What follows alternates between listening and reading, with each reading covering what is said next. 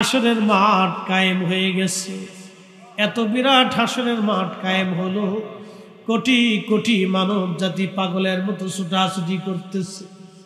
চারপাশে লেলিহান শিখা আগুন, শুধু কান্নাকাটির বিরাট বড় আওয়াজ। এমন সময় দেখি একটা সাপ আমার পিছনে বড় বড় হা করে, বিরাট বড় অজগর সাপ, কপালের মধ্যে তিলক খণ্ড, এতই মারাত্মক, আমার দিকে দৌড়ে আসতেছে কামড়ানোর জন্য। ওই সাপ থেকে বাঁচার জন্য আমি মালিক ইবনে দিনার দ্রুত গতিতে হাসরের মাঠ দিয়ে দৌড়াইতে লাগলাম। দেখি কোথাও কোনো আশ্রয় আমি পাই কিনা। দ্রুত গতিতে দৌড়াইতেছি পাগলের মতো বাঁচার জন্য। এমন সময় দেখলাম হাসরের মাঠের এক কোণে এক বৃদ্ধ বসে আছে। তার সুন্দর চেহারা, কাপড় চোপড়ও খুবই সুন্দর, কিন্তু লোকটা বৃদ্ধ। আমি বৃদ্ধের কাছে যা বললাম, বৃদ্ধ গো, এই বিরাট বড় সাপ আমার দাবড়াচ্ছে কামড়ানোর জন্য, আপনি আমাদের সাহায্য করেন। বৃদ্ধ ডাক দিয়ে বলল, মালিক ইবনে দিনার, এই সাপ থেকে সাহায্য করার মতো কোনো শক্তি আমার হাতে নাই, তুমি অন্য কোথাও সাহায্যের জন্য চলে যাও। মালিক ইবনে দিনার বলেন, আমি আবার দৌড়াইতে লাগলাম। প্রচন্ড বিরাট বড় হাসরের মাঠ, চারপাশে লেলিহান শিখা আগুন প্রজ্বলিত। আমি দৌড়াচ্ছি, এমন সময় দেখলাম বিরাট বড় আলিশান একটা প্রাসাদ দেখা যায়। অনেক বড় একটা প্রাসাদ। এই বিরাট বড় প্রাসাদ দেখে প্রাসাদের দিকে দৌড়াই যাচ্ছি। দেখলাম এই প্রাসাদের মধ্যে ছোট ছোট গিলমান বাচ্চারা খেলাধুলা করে, খুবই জান্নাতি পরিবেশ। মালিক ইবনে দিনার বলেন, দুনিয়ার মানুষে আমি দ্রুতই প্রাসাদের কাছে গেলাম। প্রাসাদের কাছে যাইয়া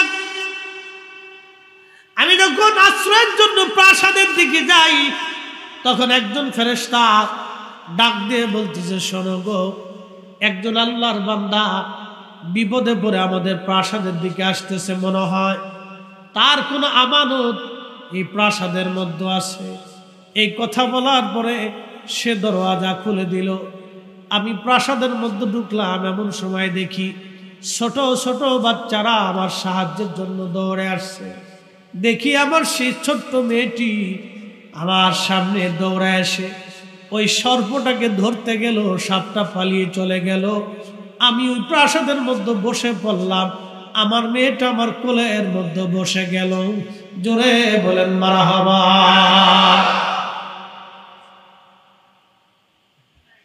মেয়েটা কোলের মধ্যে বসে আমার দাড়িগুলি ধরে ধরে টানতে লাগলো।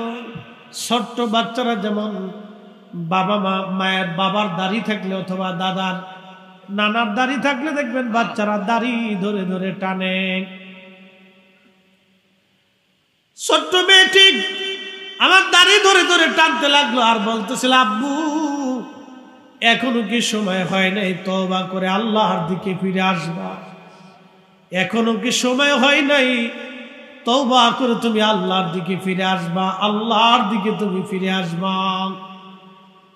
আব্বাজান, তুমি তওবা করে এখন আল্লাহর দিকে ফিরে আসো, তওবা করে তুমি আল্লাহর দিকে ফিরে আসো। আমি মেয়েটিকে ডেকে বললাম, মা রে, এই বিরাট বড় হাসরের মাঠ, ওই সাপটাকে আমাকে এত তাড়া করে হাসরের মাঠ ভরে ঘুরে বেড়াইলো।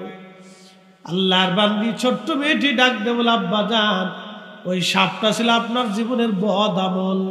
আপনি জীবনে যত খারাপ আমল করেছেন, আল্লাহ ওই খারাপ আমলগুলিকে আজকে সর্ব আকৃতি দিয়া আপনাকে তাড়া করেছিল কামড়ানোর জন্য। আব্বাজান, ওই সাপটা যদি আজ আপনাকে ধরতে পারত, তাহলে আপনি ধ্বংস হয়ে যাইতেন।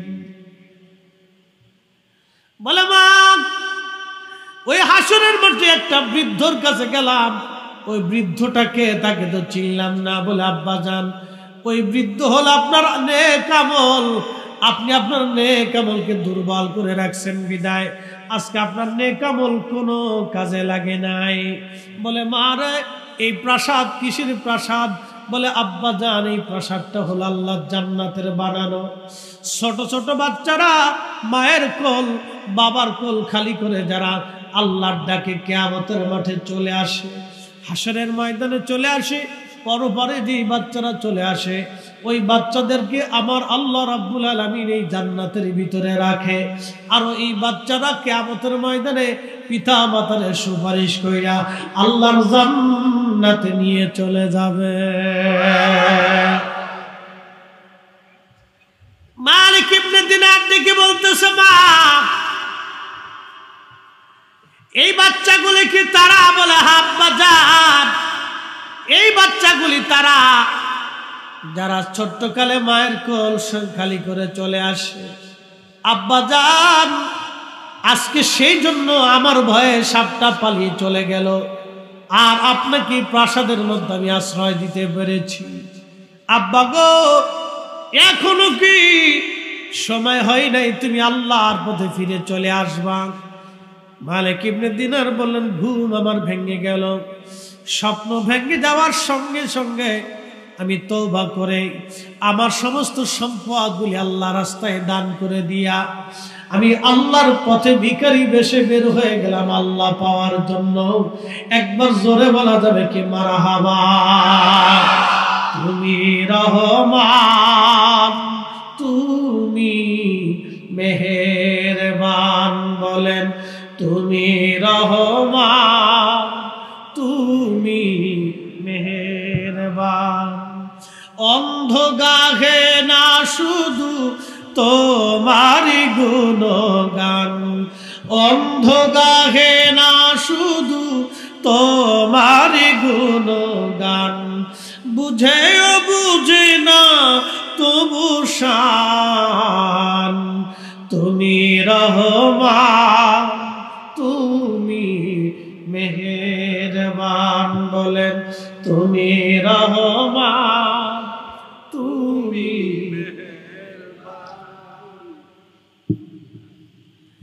আল্লাহর প্রতি ফিরে আসলাম, আমি তওবা করলাম, ভালো হয়ে গেলাম, জীবন চেঞ্জ। ছিলাম মধু পাই, হয়ে গেলাম নামাজি, ছিলাম অন্যায় করে সম্পদ আহরণকারী, সব বিলিয়ে দিলাম গরিবের মধ্যে। আমি ছিলাম পাপিষ্ঠ, হয়ে গেলাম রোজাদার। আমি ছিলাম নিকৃষ্ট, হয়ে গেলাম এখন উৎকৃষ্ট, আল্লাহর পথের পথিক। একবার জোরে বলা যাবে আল্লাহু আকবার। আপনাদেরকে একটা কথা বলি, অনেক সময় ছেলেরা পথভ্রষ্ট হয়ে যায়, বেবুঝে হয়ে যায়, বাবা মার সাথে খারাপ আচরণ করে। ওই ছেলেটা হঠাৎ করে রাত্রিবেলা এসে মায়ের পায়ের মধ্যে জড়ায় ধরে বলে, যদি মা আমার ভুল হয়ে গেছে, আপনি আমার মাফ করে দেন। মা কি খুশি হয় না? রাজারা কেমন খুশি হয়? খুশির চোটে মার চোখের পানি পড়ে, আনন্দে চোখের পানি। ছেলেটা বাবাকে গালি দিত, প্রতিনিয়ত বাবার সাথে ঝগড়া করত, কুপথে বিপথে চলত। গভীর রাত্রিবেলা এসে পায়ের মধ্যে জড়িয়ে ধরে বলে, আব্বা ভুল হয়ে গেছে, আর কোনোদিন আপনাকে কষ্ট দেব না বাবা, আমি বুঝি নাই। ওই বাবার খুশি রাতি সহ্যে চোখ বেয়ে বেয়ে পানি পড়ে। বাবার সাথে সাথে সন্তানকে মাফ করে দেয়। শুধু মাফই করে না, বুকের মধ্যে জড়িয়ে ধরে। শুধু জড়িয়ে ধরে না, জায়নামাজের বিছানায় ওই সন্তানের মঙ্গলের জন্য বাবা দোয়া করতে থাকে, মা দোয়া করতে থাকে। কথা বলেন ঠিক কিনা? আর বান্দা যখন অন্যায় করার পরে রব্বে কারীমের দরবারে সিজদায় পড়ে যায়, দুহাত বাড়ায় দিয়ে কাঁদতে থাকে, আমার আল্লাহর মার চাইতে বাবার চাইতে আরো 99 গুণ দয়া আল্লাহর বেশি লাগে। আল্লাহ ডাক দেখে, বান্দা ইরজিই ইলা রাব্বিকি রাদিয়াতাম মারদিয়া ফাদখুলি ফি ইবাদি ওয়াদখুলি জান্নাতি। একবার জোরে বলা যাবে কি মারহাবা? বান্দা আল্লাহ ডাকা, আয় বান্দা, জীবনের সব গুনাহগুলি মাপ, আমি খুশি।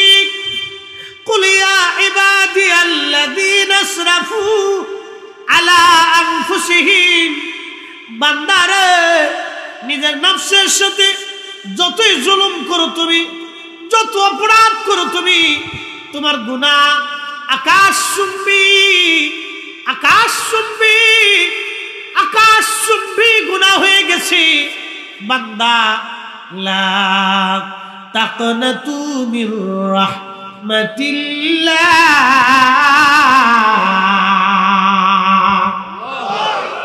আমার রহমত থেকে তুমি নিরাশ হইও না, আমার রহমত থেকে নিরাশ হইও না তুমি, আমার রহমত থেকে তুমি নিরাশ হইও না, আমার রহমত থেকে তুমি নিরাশ হইও না। বান্দারে, তোমার যত গুনাহ আছে আমি আল্লাহ ক্ষমা করে দিব, জীবনের কোনো গুনাহ আমি আল্লাহ তোমার বাকি রাখবো না। একবার আওয়াজ তুলে বলা যাবে কি মারহাবা? সব মাফ করব। আল্লামা ইমাম বুখারী সহিহুল বুখারীর কিতাবুল আম্বিয়াতে একটা ঘটনা লেখেন।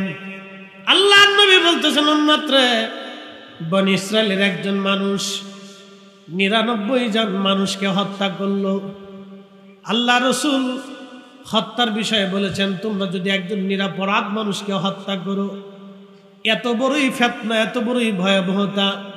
নবী কোরআন বলতেছেন, মান কাতালা নাফসান বিগাইরি নাফসিন আও ফাসাদিন ফিল আরদি ফাকান্নামা কাতালান নাস জামিআ। আমার উম্মত, তোমরা শোনো, আল্লাহর কোরআন বলতেছে, আল্লাহর হাবিব বলতেছেন, একজন নিরপরাধ মানুষকে তোমরা যদি হত্যা করো, বিনা কারণে অন্যায়ভাবে তোমরা যদি হত্যা করো, মার্ডার করো, তামাম পৃথিবীর মানুষ মেরে ফেললে যেই পরিমাণে অপরাধ গুনাহ হবে, একজন নিরপরাধ মানুষ মেরে ফেললে সেই গুনাহ হবে। এ হিন্দু না বৌদ্ধ না খ্রিস্টান না নাসারান ইহুদি, কোরআন কিন্তু কোন দলের কথা বলেন নাই। কোরআন একটা কথা বলছে, মান কতলা নাফসান, কোন ব্যক্তি, কোন আত্মা, কোন জীবন, কোন মানুষকে তুমি যদি হত্যা করো বিনা কারণে, তাহলে তাম পৃথিবীর মানুষ মেরে ফেললে যেই পরিমাণে অপরাধ, একজন নিরপরাধ মানুষ মেরে ফেললে সেই পরিমাণে অপরাধ। এই জন্য ইসলামের ভিতরে কি হিন্দু বৌদ্ধ খ্রিস্টান মুসলমান এটার কোনো বাছাবাছি নাই। ইসলামের ভিতরে সবাই নিরাপদ। কথা বলেন ঠিক কিনা? ইসলামের ভিতরে সবাই কি নিরাপদ, কোনো বাছাবাছি নেই, সবার সমান, একবার নিরাপত্তা পাবে সমানভাবে। প্রিয় উপস্থিতি, খুবই মনোযোগ দিয়ে কথা বলে শুনে যাবেন। 99 জন মানুষ মেরে ফেলে দেওয়ার পরে ওই বান্দার মনের ভিতরে তওবা আসলো, আহারে আমি অনেক বড় অন্যায় করে ফেলছি, ভুল হয়ে গেছে। যেতে যেতে এক পাদ্রীর সঙ্গে দেখা হয়ে গেল। ডাক দিয়ে বলল, হুজুর, আমি 99 জন মানুষ হত্যা করেছি, এখন তওবা করতে চাইতেছি, আল্লাহ কি আমারে মাফ করবে? তখন ওই লোকটা ডাক দিয়ে বলতেছে, না রে বেটা, 99 জন মানুষ মেরে তুমি তওবা করতে চাও, আল্লাহ তোরে মাফ করবে না। তখন এই লোকটা চিন্তা করলো, যেহেতু আল্লাহ ক্ষমাই করবে না, তাহলে আর তোরে বাঁচাই রেখেও লাভ নাই। হুজুর, আজকে তোরেও পাইছি, আজকে তোরেও খাইছি। এই কথা বলার পরে এই পাদ্রীরও ফিডায় মারছে। ভুল ফতোয়া দিলে যা হবার তাই হইছে। কি কথা কন না কেন? ফতোয়া দিছে ভুল, ভুল ফতোয়া। আগেও এরকম ভুল ফতোয়া হইতো। হুজুর, আল্লাহ কি মাফ করবে না? তোরে মাফ করতো না, তো যেহেতু মাফ করবে না, তাহলে আজকে তোরে ছেড়ে দিয়ে লাভ নাই, তোরেও খাইছি, ওটারও কায়দার মতো ফিডিয়ে মেরে ফেলছি। তো মার্ডার 100 সেঞ্চুরি পুরা হয়ে গেছে। তো যখন সেঞ্চুরি পুরা হয়েছে, আবার অন্তরের ভিতরে তো আবার সাহারে, আমি হুজুরও ফিটে মেরে ফেললাম, হল করলামটা কি অপরাধ করে ফেললাম, হাই হাই হাই। এই কথা বলে আবার রওনা দিয়েছি। যেতে যেতে যেতে যেতে বহু দূর যায় দেখলো এক কারিয়ার পাশে একজন বুজুর্গ আল্লাহর ইবাদতে মশগুল। সালাম দেব, হুজুর, জীবনে 100টা নিরপরাধ মানুষকে আমি মেরে ফেললাম, শেষ পর্যন্ত একজন পাদ্রীকে আমি নিরপরাধ তাকেও মেরে ফেললাম।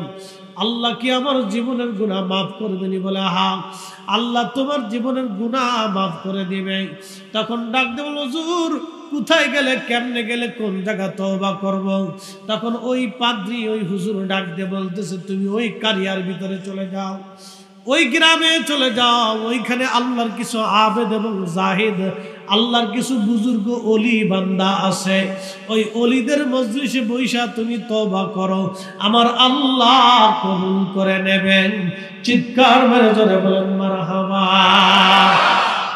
অলির কাছে যাওয়ার দরকার আছে না নাই? শিক্ষা কি আমাদের না আল্লাহর? শিক্ষা কি শুধু আমাদের না আল্লাহ রাসূলের? যারা অলির দরগায়, অলির জিয়ারতে, অলির মাজারে যাইতে নিষেধাজ্ঞা দেয়, শিরকের বেদাতের ফতোয়া দেয়, আমাদের আর বুঝানো বাকি নেই তারা ইসরাইলি প্রণাম। প্রিয় মুসলমান, এগুলি আমাদের বোঝা দরকার। আল্লাহর নবী ডাক দিয়ে বলতেছে, ওই লোকটা ওই বুজুর্গ থেকে দৌড় দিয়া ওই কারিয়ার দিকে রওনা করেছে তওবা করার জন্য। পথের মধ্যে আসার সাথে সাথে কুল ইন্নাল মাউতাল্লাযী তাফিরুনা মিনহু ফাইন্নাহু মুলাকীকুম, মরণ তার সাথে মুলাকাত করে ফেলল, আজরাইল তার সাথে মুলাকাত করল। একদিন মাটির ভিতরে হবে ঘরে, মন আমার কেন বন্ধ দালান ঘর, মন আমার কেন বন্ধ দালান ঘর। আজরাইল এসে গেল, মৃত্যুর ঠিকানা তার, মরণের সময় ঘনিয়ে গেছে, আর বাঁচার সুযোগ নাই। আজরাইল জান কবর শুরু হলো। বলেন, সময় শেষ হয়ে গেলে এক সেকেন্ড কি দুনিয়াতে থাকার আর কোনো রাস্তা আছে? ওয়ালা ইউআখিরুল্লাহু নাফসান ইযা জাআ আজালুহা।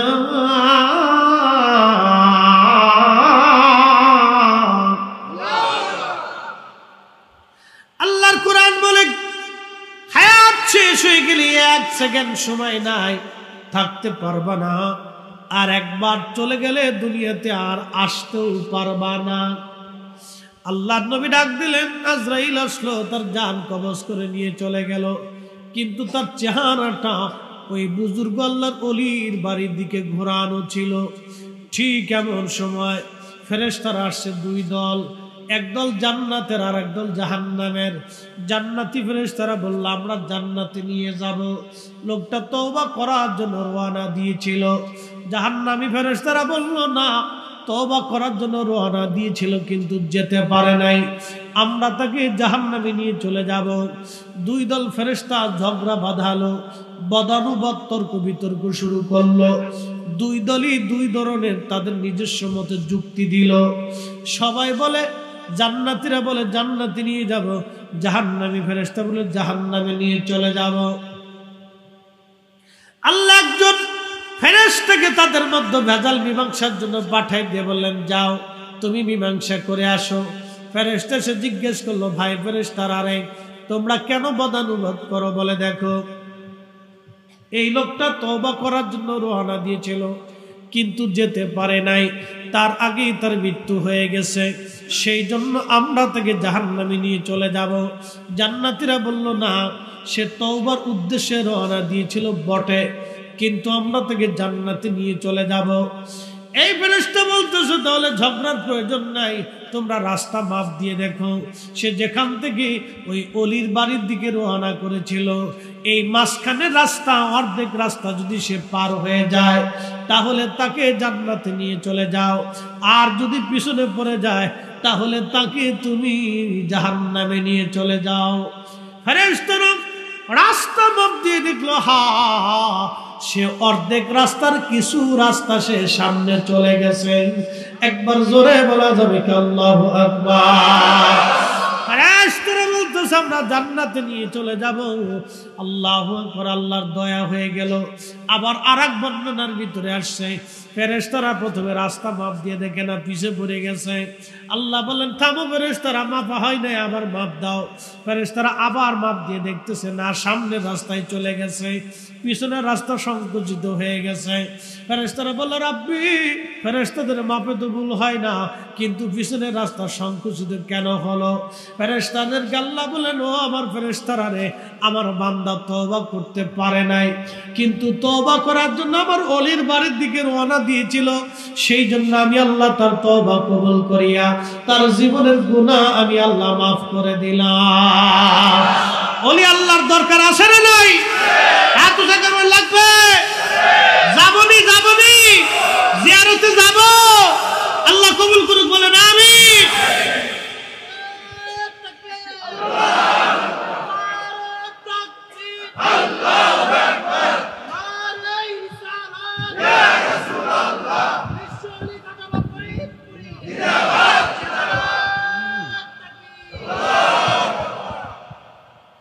খুবই মনোযোগ দিয়ে শুনিয়া যান। আল্লাহ রাব্বুল আলামিন এই বান্দারে মাফ করে দিলেন। এখন শুনেন, হযরত মালিক ইবনে দিনার রাহমাতুল্লাহ আলাইহির কথা বলছিলাম, আর একটা কথা আপনাদেরকে ঘটনা শোনাই যাই। মালিক ইবনে দিনার প্রত্যেক বছরে হজে যাইতেন।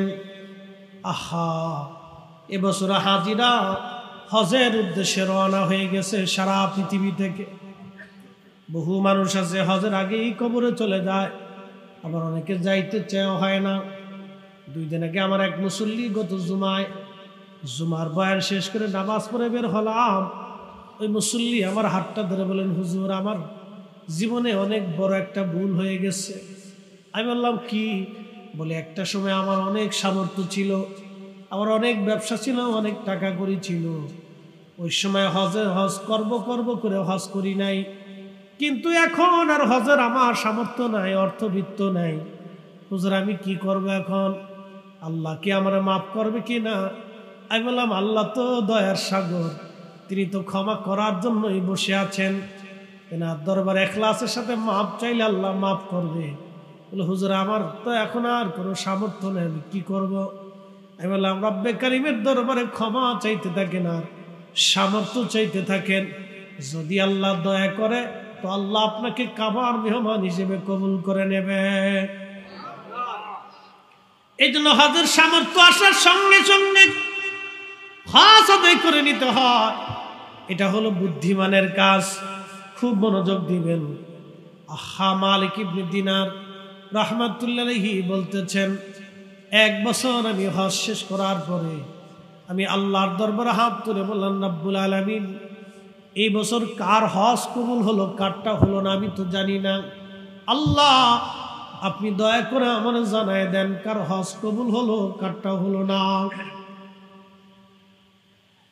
রাত্রিবেলা ঘুমিয়ে মালিক ইবনে দিনারকে আল্লাহ স্বপ্ন দেখে বলেন, মালিক আমি সবাইরে মাফ করছি, সবার হজ কবুল করেছি, কিন্তু একজনের হজ আমি আল্লাহ কবুল করি নাই।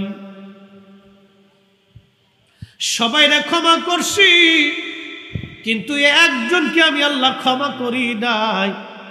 মালিক ইবনে দিনার চিন্তায় পড়ে গেলেন, হায় হায়, হলোটা কি? একজনের ক্ষমা হলো না, সবার মাফ হলো, সবার হজ কবুল হলো, একজনের হলো না। ওই এক লোকটাকে আমার জানার দরকার। পরের দিন রাত্রিবেলা আবার কান্দে, আল্লাহ ওই একটা লোক যদি আমি মালিক হয়ে যাই আমার জীবন বড় বরবাদ হবে। আল্লাহ না জানি জীবনের কোন ভুলের জন্য বুঝি হজ কবুল হলো না। আল্লাহ মালিক ইবনে দিনার চিন্তায় পড়ে গেলেন। পরের দিন কান্নাকাটি করে করে ঘুমিয়ে পড়লেন। স্বপ্নে আল্লাহ ডাক দিয়ে বলেন, মালিক রে তোমারও মাফ করছি, সবাইরে মাফ করছি, কিন্তু যারে মাফ করি নাই তার নাম মুহাম্মদ ইবনে হারুন সমরকন্দি। সমরকন্দে তার বাড়ি। এই যে আপনারা দেখেছেন সমরকন্দ, যেটা বর্তমান উজবেকিস্তানের ওই বুখারা থেকে 3 মাইল দূরে সমরকন্দ।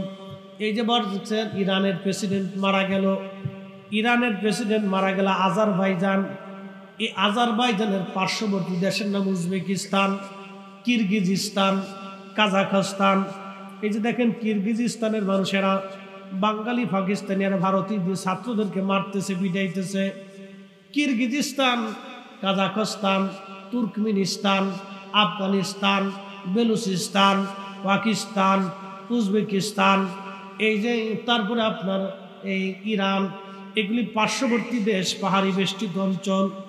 এই অঞ্চলে পৃথিবীর অনেক বড় বড় জ্ঞানী, গুণী, মেধাবী, বিজ্ঞানী এবং অনেক বড় বড় সাইকোলজিস্ট, আল্লাহর ওলিদের জন্ম হয়েছে এই বেল্টে। এই বেল্টের মানুষ খুব মেধাবী এবং খুব বড় বড় প্রজ্ঞামান, মেধাবী এই অঞ্চলের মানুষ। মোগল সাম্রাজ্য, সালতানাতের মানুষগুলি ওই অঞ্চলে। এই বাংলাদেশে যারা এসে শাসন করছে একসময় 800 বছর, ওই বেল্টের এরা খুব মেধাবী এবং রণকুশল। খুব মনোযোগ দিন। এই উজবেকিস্তানের সমরকান, তার নাম ছিল মুহাম্মদ ইবনে হারুন সমরকন্দি। মালিক ইবনে দিনার স্বপ্ন দেখার পরে সকালবেলা ফজরের নামাজ পড়ে কাবা বের হয়ে গেলেন। কাবাবাসীদেরকে ডাক দিয়ে বলল, মক্কাবাসী তোমরা যারা আসো বলো, মুহাম্মদ ইবনে হারুন সমরকন্দি নামে কাউরে চিনুনি? লোকেরা বলল, হ্যাঁ হুজুর, আমরা তারে চিনি, তার নাম মুহাম্মদ ইবনে হারুন সমরকন্দি। লোকটা আজকে মাকাম ইব্রাহিমে 40 বছর ধরে, এই লোকটা মাকাম ইব্রাহিমে সারা রাত্র ভরে ভরে আল্লাহর ইবাদতে কাটায়। 40 বছর ধরে ইবাদত করে, একটা রাতের জন্য তার ইবাদত কাজা হয় না। জোরে বলবেন সুবহানাল্লাহ। কত বছর? 40 বছর। কোন জায়গায় নামাজ পড়ে? মাকামে ইব্রাহিমে। হাজি সাহেবরা আছেন নি এখানে? হাজি সাহেবরা কেউ আছেন নি? হাজি সাহেবরা আছেন না? মাশাআল্লাহ, অনেক হাজিরা আছেন। আল্লাহু আকবার। তো বাবাজি, মাকামে ইব্রাহিমের অনেক দাম না? অনেক দাম। এখানে দোয়া কবুল হয়। এখানে কেউ আল্লাহর কাছে কান্দে দিলে আল্লাহ সাথে সাথে মাফ করে দেয়। কাবা শরীফের এই হাতিমে কাবার ভিতরে বসে মাফ চাইলে আল্লাহ মাফ করে দেয়। কাবা ঘর ধরে মাফ চাইলে মাফ করে দেয়। কিন্তু এই লোক তো 40 বছর ধরে সারা রাত্র মাকাম ইব্রাহিমে ইবাদত করে যাইতেছে, একটানা, এক রাতের জন্য কাজা হয় নাই, আল্লাহ তারে মাফ করে না। কত বছর? 40 বছর। মাফ করে না। আল্লাহ স্বপ্নে মালিক ইবনে দিনারে দেখে দিয়ে বলেন, মালিক এই বেটারা আমি মাফ করিনি। তো মালিক ইবনে দিনার চিন্তাই করে দিলেন, 40 বছর ধরে মাকাম ইব্রাহিমে নামাজ পড়ে তার ক্ষমা হইল না, কারণটা কি? তো লোকটাকে দেখতে হবে। আর কে গুণ তার আছে বলবানি? লোকেরা ডাক দেয়, বলল, হুজুর এই লোকটা সারা দিনে 40 বছর ধরে রোজা রাখে, সারা দিন দাঁড়িয়ে দাঁড়িয়ে নামাজ পড়ে, জিকিরে ফিকিরে কাটায় দেয়, কিন্তু 40 বছর ধরে তার একই আমল। বলে লোকটা থাকে কোথায়? বলে দিনের বেলা, রাতের বেলা তাকে মাকাম ইব্রাহিমে পাবেন। দিনের বেলা গেলে ওই মক্কার একটা বিরান ভূমি আছে, যেখানে কোনো মানুষ বসবাস করে না, মানুষজন সাধারণত যায় না, একবারে নিরিবিলি বিরান এলাকা। এখানে একটা গাছ আছে, এই গাছের নিচে ছায়ার মধ্যে দাঁড়ায় দাঁড়ায় সারাদিন আল্লাহর ইবাদতে কাটায় দেয়। মালিক ইবনে দিনার বললেন, আমি হেঁটে হেঁটে মক্কার বিরান ভূমিতে গেলাম, যাওয়ার পরে দেখি একজন আল্লাহর বান্দা ওই গাছের নিচে ছায়ায় দাঁড়িয়ে দাঁড়িয়ে নামাজ পড়তেছে। তার ডান হাত কাটা আছে, ডান হাতটা তার কাটা। ওই অবস্থায় সে নামাজ পড়ে গাছের নিচে। আমি আস্তে করে যাই সালাম দিলাম, সালাম দিয়ে আমি পাশে বসে গেলাম। সে নামাজ ধীর স্থিরভাবে নামাজ পড়তে লাগলো। নামাজ শেষ করার পরে আমার সালামের জবাব দিয়ে বলল, আল্লাহর বান্দা, কি বা পরিচয় আপনার? কি জন্য আপনি আমার কাছে আসছেন? এই বিরান ভূমিতে সাধারণত কেউ আমার কাছে আসে না, আপনি কেন এই বিরান ভূমিতে আপনি আমার কাছে আসছেন? তখন আমি ডাক দিয়ে বললাম, আল্লাহর বান্দা তোমার নাম কি? মুহাম্মদ ইবনে হারুন সমরকন্দি। বলে, হ্যাঁ আমার নাম মুহাম্মদ ইবনে হারুন সমরকন্দি। বলে, আপনার পরিচয় কি? বলে, আমার পরিচয় মালিক ইবনে দিনার আল ইরাকি আল বসরি। বলতেছে, হুজুর আমি আপনার চিনছি, আপনি ইরাকের জাহিদ, দুনিয়া বিরাগী আল্লাহর ওলি। জাহিদ, মুজাহাদা, মুশাহাদা, মুরাকাবা, বুঝে যান। ঘুমায়েন না, আমার দিকে তাকান। আজকে আমার হুজুর কেবলার একটা পরিচয় দিয়ে যাই। মানুষ তো খালি গালিগালাজ করে, বন্ড চন্ড কয়। আজকে একটা পরিচয় দিয়ে যাই। মুরাকাবা, মুশাহাদা, মুজাহাদা। দুনিয়াতে কেউ কুতুব হবে, কেউ আফদাল হবে, কেউ জাহিদ হবে। জাহিদ কারা? যারা দুনিয়া বিরাগী। দুনিয়া বিরাগী বুঝছেন? দুনিয়াতে তাদের নামে কোনো সম্পদ নাই। আমার হুজুরের জীবনের কোনো ব্যাংকের অ্যাকাউন্ট আপনি খুঁজে পাবেন না। আস্তে করলেন তো, জোরে বলেন না। 100 টাকা জমি উনার নামে পাবেন না। কথা কন, জোরে বলেন। বাপের ভিটাতে আছে? নাই। বাপের ভিটাতেও নাই। ওনার পরের দরবারে কথা কন না কেন? আসেনি? বাপের ভিটাতে আছে? ওটা আগেই ওনার পীর মুর্শিদ আগে বিক্রি করেছে। করে আসুন। দেখে জাহিদ বলা হয়। সবাই পারে না। এই ওয়াজের মঞ্চে এসে লাভ ঠাপ বহুত করা যায়, কিন্তু এই আমল করা যায় না। এই আমল আমরা বুজুর্গদের সিলসিলাদের ভিতরে, সব ওলিদের ভিতরে ছিল। হযরত আবু বকরের ছিল। হযরত আবু বকর থেকে সালমান ফারসি পেয়েছিলেন, তিনার ছিল। হযরত বাইজিদ বুস্তামির ছিল। হযরতে আবুল হাসান খেরকানের ছিল। আবু আলী ফাহামুদ্দিন তুসির ছিল। খাজা বাকি বিল্লার ছিল। খাজা বাহাউদ্দিন নাকশবন্দি বুখারীর ছিল। মুজাদ্দিদ আল ফুসানি ছিল। শায়েখ আব্দুল হক মুহাদ্দিস হযরত শেখ আব্দুল আকবর মদির ছিল। আদম বিন নূরের ছিল। শাহ আব্দুল আজিজের ছিল। শাহ আব্দুল রহিম মুহাদ্দিস দেলভির ছিল। নূর মোহাম্মদ নিজামপুরি ছিল। ফতে আলী রসুলের আমার ছিল। শাহ সুবু আজিদ আলী ছিল। খাজা বাবা এনায়েতপুরি ছিল। খাজা বাবা ফরিদপুরি ছিল। সব ওলিদের দুনিয়া বিরাগী ছিল। কথা বলেন ঠিক কিনা? এর নাম জাহিদ, জাহিদ, জাহিদ, মুজাহাদা, মুজাহাদা। 100 টাকা জমিন নিজের নামে রাইখে যান নাই। দুনিয়ার ভেজাল কান্দে করে হাসরের মাঠে যান নাই। কথা কন, দুনিয়ার ঝামেলা কাঁধে করে হাসরের মাঠে যান নাই। এই আমল ছিল হযরতে সালমান ফারসি রাদিয়াল্লাহু আনহু। উনি ইন্তেকাল করার সময় উনার সিলসিলা, উনার থেকে কিন্তু আমাদের সিলসিলা, আবু বকর থেকে সালমান ফারসি রাদিয়াল্লাহু আনহু। একসাথে বলবেন না মারহাবা? আবু বকর সিদ্দিক থেকে সালমান ফারসি রাদিয়াল্লাহু আনহু। মনে রাখেন আমাদের সিলসিলা। আল্লাহর নবী থেকে আবু বকর, তিনিও দুনিয়া থেকে যাওয়ার আগে সব কিছুকে খাতিম করে গিয়েছিলেন। ওনার পরে সালমান ফারসি রাদিয়াল্লাহু আনহু দুনিয়া থেকে যাওয়ার আগে খাতিম করে গিয়েছিলেন। একসাথে বলবেন আল্লাহু আকবার। সিলসিলা বোঝা লাগবে। খালি যাইয়ে খালি পান খান আর চা খেয়ে ঘুরে চলে আসবেন, তা হবে না। কি দাদা? তা হবে না। নতুন যারা আছে শিখতে হবে। পুরাতনরা চলে যাচ্ছে, তাদের অনেক ত্যাগ আছে। নতুন যারা আছেন তারা বুঝে নেন, এগুলো আমাদের জানার দরকার। আবু বকর সিদ্দিক থেকে হযরত সালমান ফারসি, নবীজি ছিলেন দুনিয়ার থেকে যাওয়ার আগে সব খাতিম করেছেন। দুনিয়ার কোনো ভেজাল কাঁধে করে আল্লাহর দরজায় যান নাই। সব কিছু রাহে লিল্লাহ, ফি সাবিলিল্লাহ।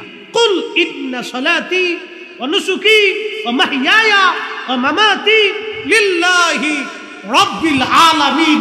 আল্লাহর জন্য সব কিছু ত্যাগ করে দিয়ে চলে গেছে। আমরা আয়াত পড়ি কিন্তু নিজেরা আমল করি না। ও মুসলমান, হযরত সালমান ফারসি রাদিয়াল্লাহু আনহু ইন্তেকালের আগে বসে বসে কাঁদতেছিলেন। 250 বছর বয়স। লোকেরা বলল, হুজুর কাঁদেন কেন? আল্লাহ রাসূলের প্রিয় সাহাবী আপনি, আল্লাহর নবী আপনার কত আদর করছে। হযরত সালমান ফারসি চোখের পানি ছেড়ে দেখে দে বলে, সাহাবীরা রে, আমি ভয়ে ভয়ে কাঁদতেছি। বলে ভয় কি? আমি কিয়ামতের ময়দানে ওই পরপারে রূহের জগতে, নূরের জগতে আমি আমার রাসূলের সামনে কোন মুখ নিয়ে সামনে দাঁড়াবো? আমি আমার নবীর সামনে কোন চেহারা নিয়ে দাঁড়াবো? বলে কেন? বলে আমার নবী দুনিয়ার থেকে যাওয়ার আগে সমস্ত সম্পদগুলি আল্লাহ রাস্তায় সব বিলীন করে দিয়ে গেছে। আমার কাছে কত সম্পদ আজকে জমা হয়ে গেল। বলে কি সম্পদ জমা হয়েছে? আমার দিকে তাকাবেন। বলে কি সম্পদ আপনার জমা হয়েছে? বলে একটা পাগড়ি 1 নম্বর, 2 নম্বর আমার একটা জুব্বা, 3 নম্বর আমার একটা লুঙ্গি, 4 নম্বর আমার একটা আবা। আবা চিনছেন আপনারা? জুব্বার উপরে যেগুলি আমরা গায়ে দেই, আরাবিয়ানরা গায়ে দেয়, এটা ওদের জাতীয় পোশাক। আজকে দেখবেন আরাবিয়ানরা তাদের জাতীয় পোশাক ছাড়ে নাই, ওরা এখনো আবা গায়ে দেয় ছেলেরা, জুব্বা গায়ে দেয় ছেলেরা। হাজার হাজার কোটি টাকার মালিক তাদের ছেলেরা জুব্বা গায়ে দেয়। আর আমার দেশের পোলাপান একটু ফুটনগিরি হইলে হাফ প্যান্ট পইরা লেংটু করে রাস্তা দিয়ে আডে। সব বিয়াদব কথা কন না কে? বাপের 2 পয়সার মালিক হইলে হাফ প্যান্ট করে রাস্তা দিয়ে, ওরে বাপ রে বাপ, ইস ভুলা করে ভুলা শয়তান কোথাকার। হাফ প্যান্ট করে রাস্তা দিয়ে হাঁটতেছে, জমিদারের ফুল কয়দিন আগে বিক্রি করে খেয়েছে।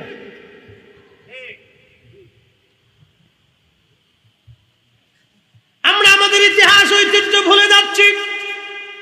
সংস্কৃতিকে পর্যন্ত আমরা বিসর্জন দিলাম। আমাদের জাতীয় পোশাকের নাম লুঙ্গি। কথা কর না? মালয়েশিয়া কারা থাকেন দেখেন তো, মালয়েশিয়া হাতুর শিল্প, মালয়েশিয়া যারা চাকরি করছেন না, ওদের জাতীয় পোশাক ছাইড়ে দিছে। হ্যাঁ, অথচ যায় দেখেন ওদের ছেলেমেয়েরা বাপেরা কোটি কোটি টাকার মালিক। বাংলাদেশের 2 সাইডে 1000 কোটি টাকার মালিক ওরা কিনতে পারে। কি কথা কর না? বাংলাদেশের বসুন্ধরা গ্রুপ ওদের 2 সাইডে ওই মালয়েশিয়ান ধনীরা কিনতে পারে। তাদের ছেলেরা তাদের জাতীয় পোশাক পরে রাস্তায় হাঁটে, আর আমার দেশে খালি ফুটেন কিনি। প্রিয় মুসলমান, আরাবিয়ানরা সবসময় জুব্বা গায়ে দেয়, ওদের ছোট ছোট বাচ্চারা পর্যন্ত জুব্বা গায়ে দেয়। খুব মনোযোগ দিয়ে কথা শোনেন। হযরতে সালমান ফারসি রাদিয়াল্লাহু আনহুর গায়ের মধ্যে আবা, 4 নম্বরে আবা, 1 নম্বরে পাগড়ি, 2 নম্বর জুব্বা, 3 নম্বর লুঙ্গি, 4 নম্বরে আবা, 5 নম্বরে হাতের একটা কাঠের লাঠি, 6 নম্বর একটা কাঠের বাসন, 6-7 নম্বর একটা কাঠের পানির পেয়ালা।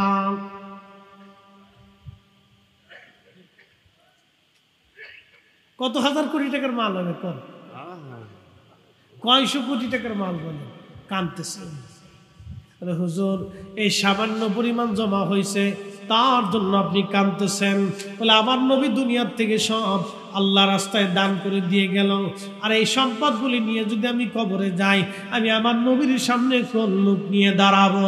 এটার নাম সালমান ফারসি, আশিকে রাসূল। একবার জোরে বলা যাবে কি মারহাবা? এর নাম জাহিদ, দুনিয়া বিরাগী। হযরত সালমান ফারসি কেঁদে দিয়ে বলল, সাহাবীরা রে, আমার ইন্তেকালের পরে আমার একটা ওসিয়ত তোমরা মানবে। আমার কাফনের কাপড় বাদ দিয়ে যা কিছু থাকবে সব তোমরা আল্লাহর রাস্তায় যেন দান করে দিবা। কোনো কিছু নিয়ে আমি আল্লাহর আদালতে দাঁড়াইতে চাই না। চিৎকার মেরে জোরে বলেন মারহাবা। হযরত মালিক ইবনে দিনার মনে আছে না আপনাদের? কোন জায়গা কোন তো? গাছের নিচে। কোন জায়গা? গাছের নিচে। হ্যাঁ, ঘটনাটা শুনে যান, খুব জটিল ঘটনা। আল্লাহু আকবার। ওনার জীবনের বাস্তব। আর লেখছেন আল্লামা ইমাম আবুল ফারাজ ইবনুল জৌজি। আজ থেকে 900 বছর আগের কিতাবের ঘটনা বলতেছে, বানাননি কিচ্ছে না। আর এক মুহাদ্দিসের কিতাব থেকে পড়ে তারপরে বলতেছি, 900 বছর আগের কিতাবের লেখা। হযরত মালিক ইবনে দিনার বলেন, গাছের নিচে জিজ্ঞেস করলাম, আপনি কে? বলে আমার নাম মুহাম্মদ ইবনে হারুন সামরকন্দি। আপনি কে? মালিক ইবনে দিনার। হুজুর, আমি আপনার চিনছি, আপনি ইরাকের জাহিদ। ওই যে জাহিদের কথা বলতে যে ওই জায়গা চলে গেছি, ইরাকের জাহিদ বলে না আমি তো জাহিদ হতে পারি নাই। বলে আল্লাহর বান্দা আপনার কদর খেদমতে আমি আসছি, দুটি কথা বলার জন্য বলেন। ও আল্লাহর বান্দা তোমার জন্য একটা দুঃখের সংবাদ নিয়ে আসছি। বলেন হুজুর কি সংবাদ? বলে আজকে 2 রাত আল্লাহ আমার স্বপ্ন দেখাইছে, এবছর সবার হজ কবুল হয়েছে, সবাই আল্লাহ মাফ করে দিয়েছে, কিন্তু আল্লাহ তোমারে মাফ করে নাই, তোমার হজ আল্লাহ কবুল করে নাই। সামারকন্দি চোখের পানি ছেড়ে দিয়ে কেঁদে কেঁদে বলল হুজুর শুধু আপনি না, আজকে 40 বছর ধরে সংবাদ আমি শুনতেছি। শুধু আজকে না, আজকে 40তম বছরে আপনি এসে আমার সংবাদ দিলেন।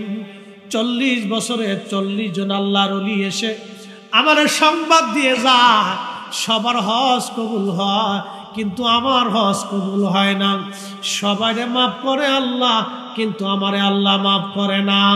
40 বছর ধরে আল্লাহর দরবারে কান্দি, আমার আল্লাহ আমারে মাফ করে না। অথচ 40 বছর ধরে আমি রোজা রাখি, 40 বছর ধরে আমি সারা দিনে ঘুমাই না, সারা দিন আল্লাহর ইবাদত করি, 40 বছর ধরে মাকাম ইব্রাহিমে কান্দি, সারা রাত নামাজ পড়ি, জিকির ইবাদতে কাটাই, 40 বছর ধরে আল্লাহ আমারে মাফ করে না। মালিক ইবনে দিনার দিকে বলল আল্লাহর বান্দারে 40টা বছর ধরে তুমি খোদার কাছে মাফ চাও, কিন্তু মাফ হয় না। অপরাধ কি? জীবনে কোন ভুল করছিলা বলবানি?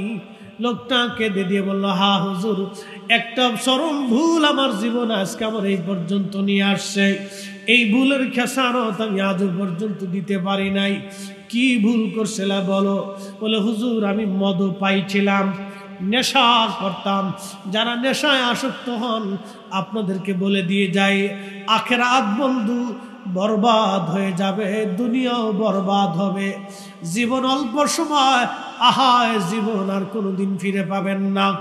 একটা বার যদি খোদা বেরাজ হয়ে যায়, নারাজ হয়ে যায়, সর্বনাশ হয়ে যাবে আমার আপনার জীবন। এমন সর্বনাশ যে সর্বনাশ থেকে আর ফিরার কোনো সুযোগ নাই। বন্ধুরে ওই সর্বনাশ থেকে আর ফিরার কোনো সুযোগ নাই। আল্লাহর বান্দা কেঁদে কেঁদে বলে হুজুর মদ পাইছিলাম শাবানের শেষ রাত, শাবানের শেষ রাত, মাহে রমজানের শুরু। আমি মদ পান করে বাড়ি আসছি, আমার মা উনুনে চুলাতে আগুন জ্বালিয়ে রুটি বানাচ্ছিল। তখনকার দিনের বড় বড় চুলা, আপনারা দেখবেন আগুন জ্বালিয়ে ওরা রুটি বানায়, বড় বড় চুলা। আল্লাহর বান্দা গো হুজুর, মা জননী আমার স্ত্রী 2 জন উনুনের। আমি বাড়ি যখন আসছি আমার মা আমার হাতটা ধরে বললো বেটা রে, কত সন্তানরা, কত আল্লাহর বান্দারা মাহে রমজানের জন্য প্রস্তুতি নেয় বেটার শাবানের শেষ রাত, শাবানের শেষ রাজনী। ও আমার সন্তান তুমি কিনা মদ পান করে ঘরে আসছো, কত ছেলে মারা যায় তুই কি মরতে পারিস না? মা যখন এই কথা বলে ফেলছে হুজুর বিশ্বাস করেন আমার শরীরে জিদ ধরে গেল, শয়তান আমারে পেয়ে বসতো। ঠিক ওই সময় আমি আমার মার শরীরে এই হাত দিয়ে ঘুষি মারতে লাগলাম, আঘাত করতে লাগলাম। আমি আমার মারে মারতে লাগলাম, মা আমাকে বকাঝকা শুরু করে দিল। মা যখন বেশি রাগ শুরু করে দিল, হুজুর বিশ্বাস করেন শয়তান আমার আরো পেয়ে বসলো, আমার জিদ আরো বেড়ে গেল। আমি আমার মাকে জাপটে ধরে নিয়ে উনুনে চুলার আগুনের মধ্যে মাকে ছেড়ে দিলাম।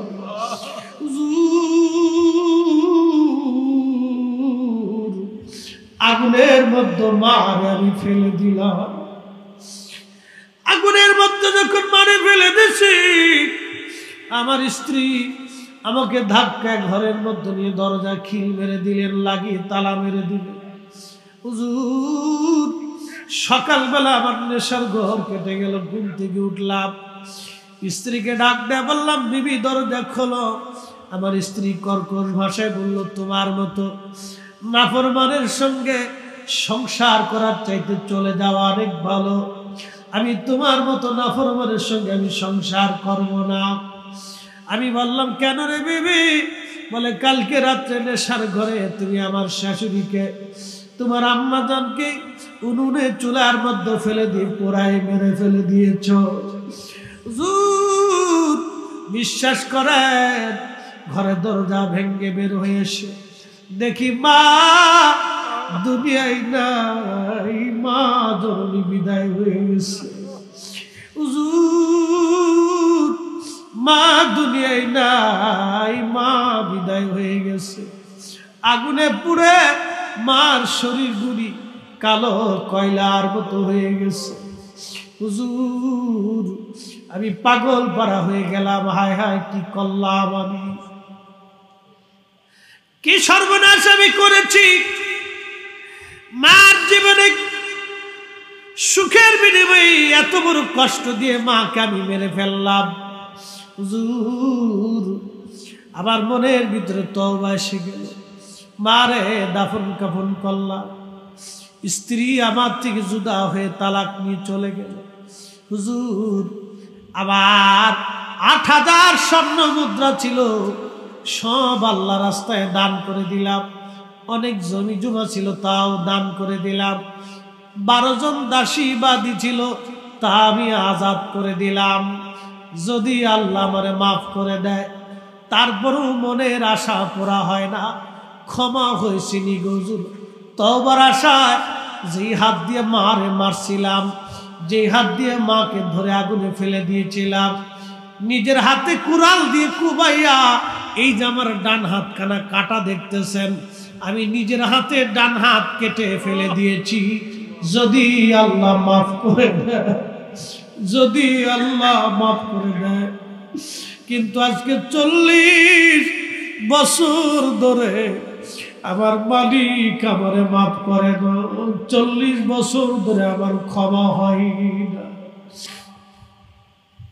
আমি আমার বোনদেরকে বলি, বোন শ্বশুর শাশুড়ি যদি দুনিয়াতে থাকে, মান নজরে দেখবেন, ভালোবাসবেন, শ্রদ্ধা করবেন, তার কথাগুলি মেনে মেনে চলবেন। শ্বশুর শাশুড়িদেরকে বলতেছি, আহা নিজের বেটার বউকে নিজের মেয়ের মতো আদর করবেন, ভালোবাসবেন, তার দুঃখে দুঃখী থাকবেন, সুখের স্থানে আপনি সুখী থাকবেন।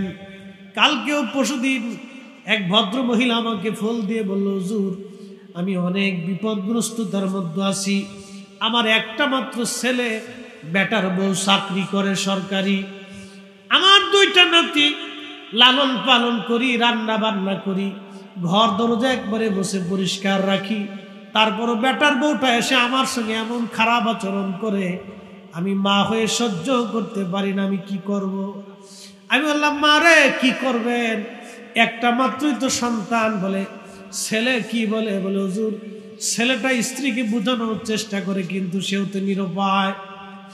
আমি বললাম ধৈর্য ধরেন, আল্লাহর কাছে দোয়া করেন, যদি হেদায়েতের মালিক আল্লাহ, এরকম মহিলা অনেক আছে। মেয়েরা চাকরি করলে মনে করে আমি বিরাট বড় লাটসাব হয়ে গেছি, মেয়েরা চাকরি করলে মনে করে আমি বিরাট বড় কিছু হয়ে গেছি। কিছু চাকরিওয়ালা মহিলা আছে একবারে শয়তানের চাইতে বড় নিকৃষ্ট। কথা কয়, আরে আমার দেশের একটা মেয়ে যখন হায়ার এডুকেটেড পারসন হয়, ইউনিভার্সিটিতে পড়ে, তখন জাতি তার কাছে আশা করে, এই সমাজ তার কাছ থেকে অনেক কিছু আশা করে, একটা ফ্যামিলি তার কাছ থেকে অনেক কিছু আশা করে। শিক্ষিত হওয়ার পরে যখন একটা নারী বর্বর হয়ে যায়, নিকৃষ্ট বেদুইনদের চাইতে নিকৃষ্ট হয়ে যায়, তখন তার শিক্ষার 4 পয়সা দাম নেয়। এই জন্য আমার দেশে যত বড় ডিগ্রি হোক, ওই যে পিলাস পাক আর সিলাক্স পাক আর গোল্ডেন পাক, ও ছাতা দিয়ে লাভ নাই।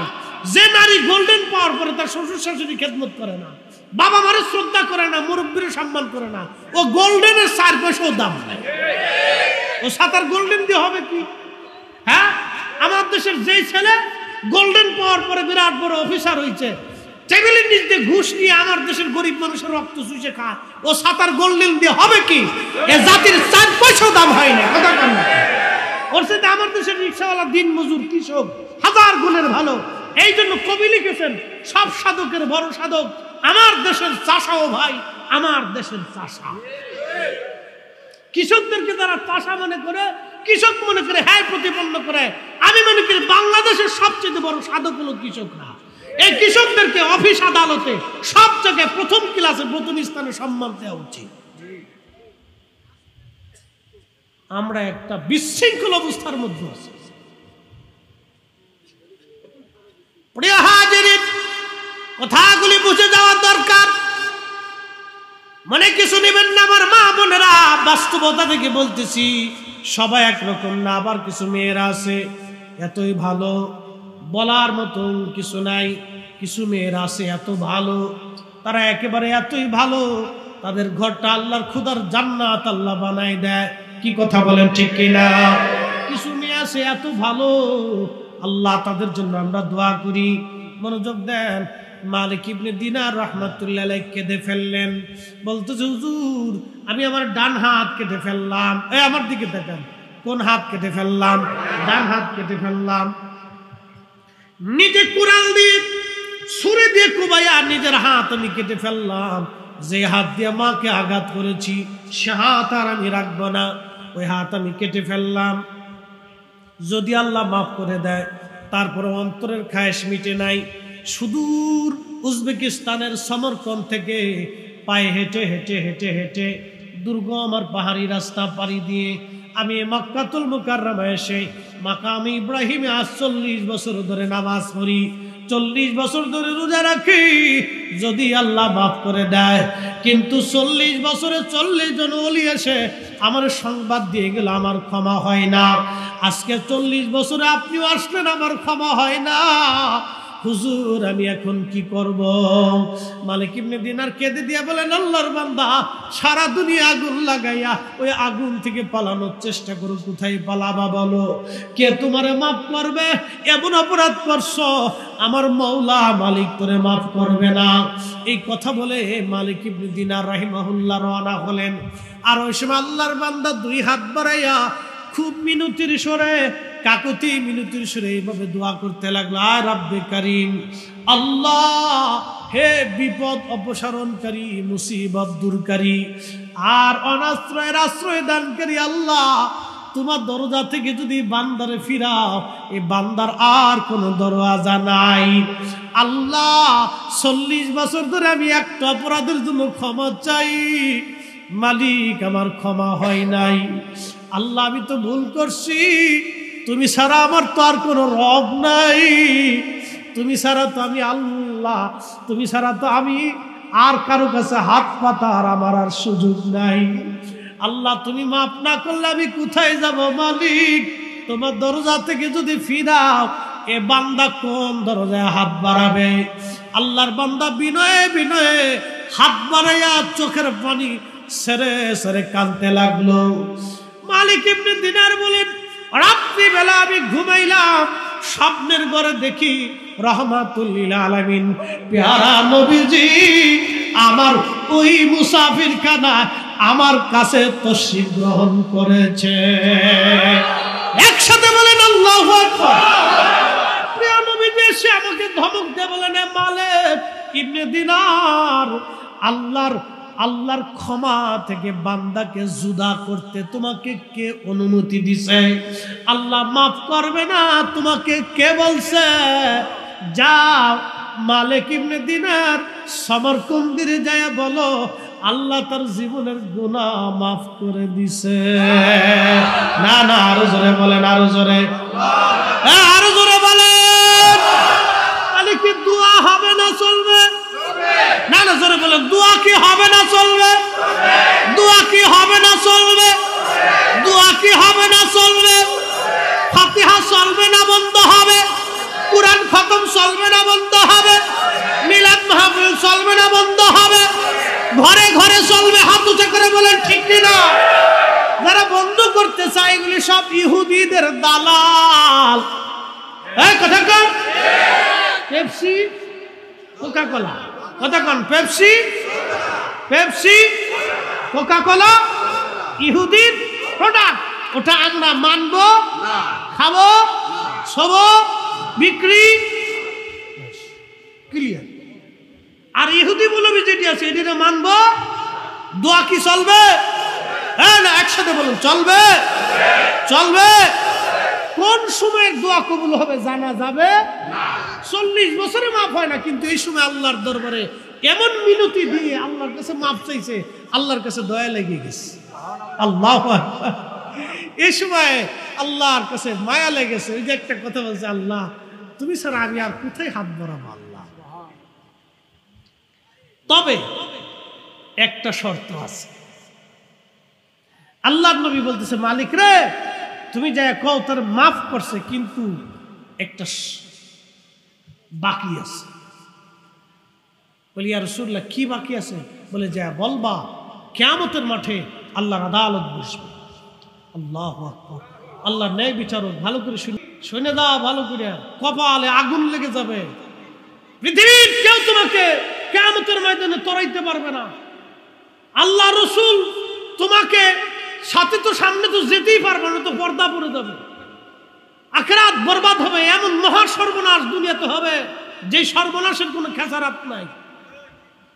আল্লাহ রাসূল বলতেছে, মালিক তাকে যা বলবা আল্লাহ তাকে ক্ষমা করছে, কিন্তু কিয়ামতের মাঠে বিচার বসবে, আল্লাহ আদালত বসবে। সেদিন সিংওয়ালা সিংহীন প্রাণীদের বিচার হবে। গরু, ছাগল, কুত্তা, বিলাই, বাঘ, ভাল্লুক, পাখি, পক্ষী, মাছ, যত প্রাণী আছে এগুলো সবার বিচার হবে। উত্তর পাড়ার গরু দক্ষিণ পাড়ার গরুর বিরুদ্ধে মামলা করবে, দক্ষিণ পাড়ার কুত্তা উত্তর পাড়ার কুত্তার বিরুদ্ধে মামলা করবে। আল্লাহ ওই উত্তর পাড়া গেছিলাম, খাবার খাইতো, আমার মারছিল।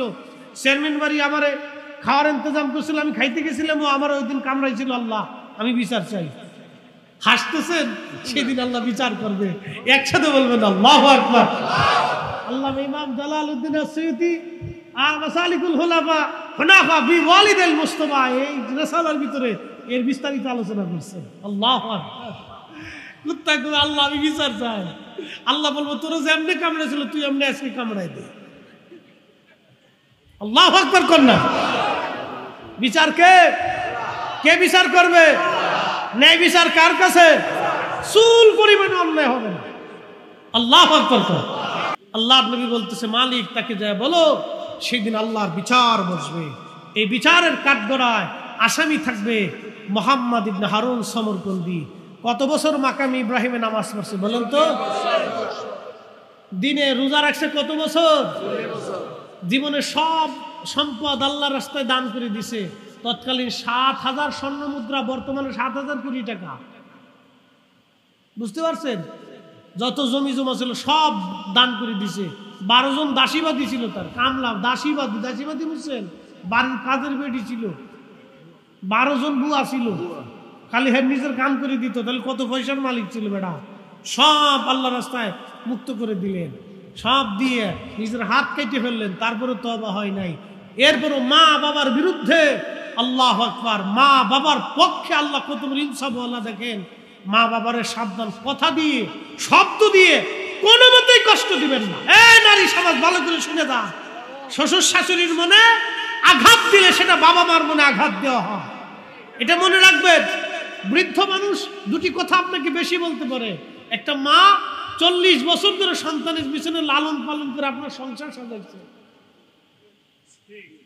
চেয়ারম্যান সাহেবের মার কি মনের অনেক আশা আছে না? কি কথা কন না কেন?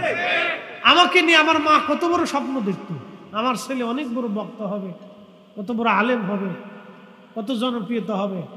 আহা, মার কত স্বপ্ন ছিল। শোনেন, একটা সন্তানকে নিয়ে মায়ের অনেক স্বপ্ন থাকে, বিরাট বড় স্বপ্ন থাকে।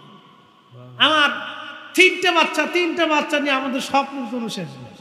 আরে বাপ রে বাপ, এখন কত স্বপ্ন দেখি, কত স্বপ্ন বাবা মা দেখে।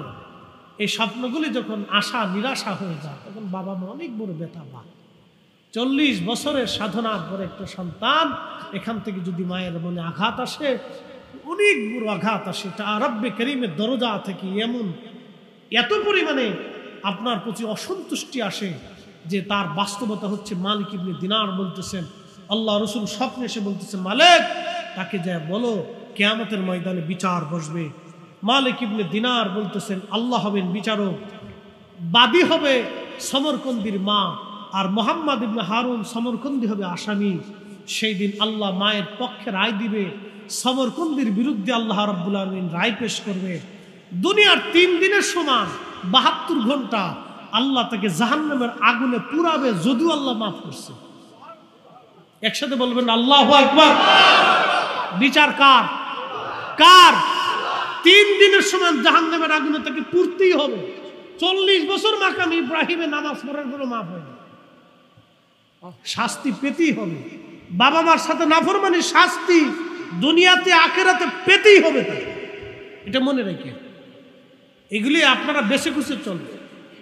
আপনাদেরকে বলে দিয়েছে, বাবা মার সাথে নাফরমানি দুনিয়ার থেকে পাবেন তো পাবেন, আখিরাতে আপনাকে পেতেই হবে। 40 বছর সমরকন্দির মতো ইবাদত করতে পারবেন না, 40 বছর সমরকন্দির মতো ইবাদত করতে পারবেন না, 40 বছর উনার মতো ইস্তিগফার করতে পারবেন না, 40 বছর উনার মতো ক্ষমা আল্লাহর কাছে চাইতে পারবেন না। এই সুযোগ এখন আর নাই। মাকাম ইব্রাহিমে 40 বছর আপনি থাকতে পারবেন না। বুঝতে পারছেন? এটা অত্যন্ত জটিল এবং কঠিন বিষয়। অতএব এই নাফরমানি আল্লাহ ক্ষমা করবে। এরপরে শুনুন, তারপরে আল্লাহ রসুল বলতেছেন, এ মালিক তুমি তাকে যে বলো 3 দিনের সমান তাকে জাহান্নামের আগুনে পুড়তে হবে। পুরার পরে আল্লাহ দয়া করে তার মায়ের অন্তরে সন্তানের প্রতি মহব্বত ঢেলে দিবে। জোরে কন্যা, জোরে বলে, কে দয়া করে দিবে? কার অন্তরে? মার অন্তরে দয়া ঢেলে দেওয়ার পরে মা জান্নাত থেকে বলবে, রব আমার সন্তান তো ও ভুল করে ফেলছে, আমি মা ওরে মাফ করে দিছি, আপনি আমার সন্তানকে জাহান্নাম থেকে নিয়ে আসেন। মার সুপারিশে তারপরে আল্লাহ মাফ করে। 40 বছরের ইবাদতে হয় না। বুঝতে পারছেন? যারা মা বাবার সাথে নাফরমানি করেন শুনে যান ভালো করে, কপালে এমন শনি লাগবে যে শনির কোনো শেষ নাই। এই শনির কোনো শেষ নাই, না দুনিয়াতে না আখিরাতে। ভালো করে শুনে যাবেন। বাবা মা মরে গেলে কবরের পাশে দাঁড়ায় দাঁড়ায় কাঁদবেন আর দোয়া করবেন। বেশি বেশি কোরআনের হাফেজদেরকে ডেকে আনবেন, আলেম উলামা ডেকে আনবেন, মুরব্বি ডেকে এনে বাড়িতে দোয়া করাবেন। ও বেদাত সেদাতের ফতোয়ার গোষ্ঠী কি নাই? এই কথা কর না, বেদাতের ফতোয়ার গোষ্ঠী কি নাই? এই জন্য দোয়া বেশি বেশি করবেন। আল্লাহ তৌফিক দিয়ে সকলে বলে না আমিন।